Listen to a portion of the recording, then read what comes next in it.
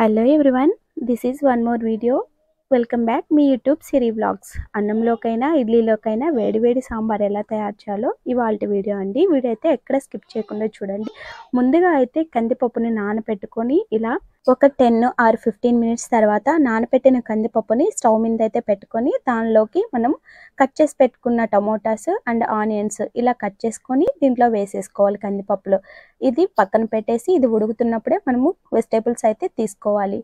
ఇక్కడ బెండకాయ, అలాగే వంకాయ, మునక్కాయ, అలాగే క్యారెట్ అయితే తీసుకున్నాను. ఇక్కడ ముల్లంగి అనేది లేదండి, అంటే వెజిటేబుల్స్ ఉన్న వాటితోనే చేస్తున్నాను. ముల్లంగి అయితే స్కిప్ చేసేసాను.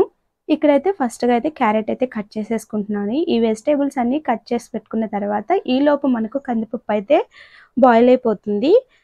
దీంట్లోకి ఆల్రెడీ మనం టమోటా, ఎర్రగడ్డ అయితే వేసేసి బాయిల్ చేసేసుకుంటున్నాను. ఈలోపు వెజిటేబుల్స్ అన్నీ కట్ చేసేసి పెట్టుకుంటున్నాను. ఇవన్నీ కట్ చేసుకున్న తర్వాత మనము ఎలా చేయాలనేది చెప్తాను. వీడియో అయితే ఎక్కడ స్కిప్ చేయకుండా చూడండి. మన ఛానల్ ఫస్ట్ టైం చూస్తున్న వాళ్ళైతే ప్లీజ్ సబ్స్క్రైబ్ చేసుకోండి. పక్కనే ఉన్న బెల్ ఐకాన్ అయితే క్లిక్ చేయండి. ఇక్కడ వంకాయని అయితే కట్ చేయట్లేదు, లాస్ట్లో అయితే కట్ చేసుకుంటాను పాడైపోకుండా. ఇక్కడ కొంచెం పసుపు అయితే వేసి ఇంకొంచెం ఉడకబెట్టేస్తున్నాను ఈ కందిపప్పు అనేది. తర్వాత మనం కట్ చేసి పెట్టుకున్న వెజిటేబుల్స్ని ఇప్పుడు కడాయి అయితే తీసుకొని దాంట్లోకి ఆవాలు, జీలకర్ర అయితే వేసేసాను. వేసిన తర్వాత దీంట్లో మనం కట్ చేసి పెట్టుకున్న వెజిటేబుల్స్ వేసుకొని ఫ్రై చేసుకోవాలి. ఈ ఫ్రై చేసుకునేటప్పుడే మనము మరి ఎక్కువగా కుక్ చేసుకోకూడదు. కుక్ చేసుకున్న తర్వాత వీటిని ఆపేసుకోవాలి. ఇప్పుడు చూడండి, వంకాయ అయితే కట్ చేసుకొని ఇప్పుడైతే యాడ్ చేస్తున్నాను. నేను వెజిటేబుల్స్లో చామగడ్డ కూడా యాడ్ చేశానండి, కొంచెం టేస్టీ ఉంటుంది. పైన పొట్టు అయితే తీసేసి దీన్ని కూడా యాడ్ చేసేసాను. ఇక్కడ వంకాయని అయితే కట్ చేసేసుకొని దీంట్లోకి అయితే యాడ్ చేసేసుకుంటాను. ఇది లాస్ట్లో యాడ్ చేస్తున్నానండి. ఈలోపు మనము చింతపండు అయితే తగినంత తీసుకొని నానబెట్టేసుకొని ముందుగా పెట్టుకోవాలి. ఇలా వెజిటేబుల్స్ అయితే బాయిల్ అయిపోతాయి, మరి బాయిల్ అవ్వకుండా చూసుకోవాలండి. మీడియంలో బాయిల్ అయిన తర్వాత దీంట్లోకి మనము చింతపండు పులుసు అయితే యాడ్ చేసుకోవాలి. ఇప్పుడైతే కందిపప్పు కూడా మనకు రెడీ అయిపోయింది, ఉడికిపోయింది. దీన్ని అయితే పక్కన రుబ్బి పెట్టేసుకోవాలి పప్పు గుత్తితో. ఇలా ఫ్రై అయిన వాటిలో కొంచెం ఒక 3 అలా నేను ఎండుమిర్చి అయితే వేస్తున్నానండి. ఎండుమిర్చి వేసుకొని దీన్ని కూడా ఫ్రై అయ్యేలా చూసుకోవాలి.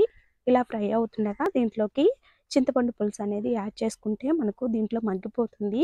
మగ్గిపోయిన తర్వాత కొంచెం ఒక 2 మినిట్స్ ఆర్ 3 మినిట్స్ బాయిల్ అయ్యేలా చూసుకోవాలి.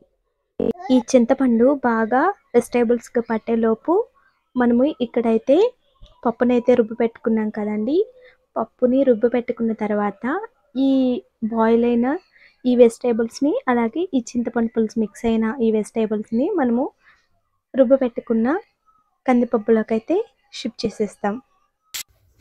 చూడండి, ఈ విధంగా దీంట్లోకి యాడ్ చేసేస్తున్నాను నేను. మరి ఎక్కువ ఉడికించద్దండి, గుర్తుపెట్టుకోండి.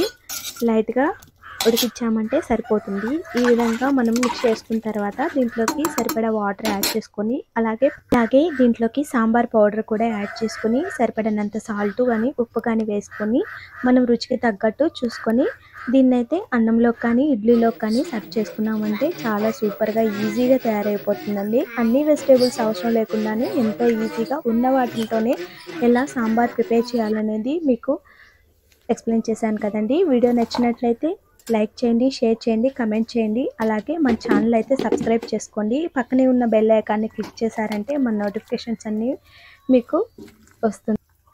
అంతేనండి, వీడియో ఎంతో ఈజీగా సాంబార్ అయితే మనం రెడీ చేసేసుకోవచ్చు. మన ఛానల్ నచ్చినట్లయితే సబ్స్క్రైబ్ చేసుకోండి.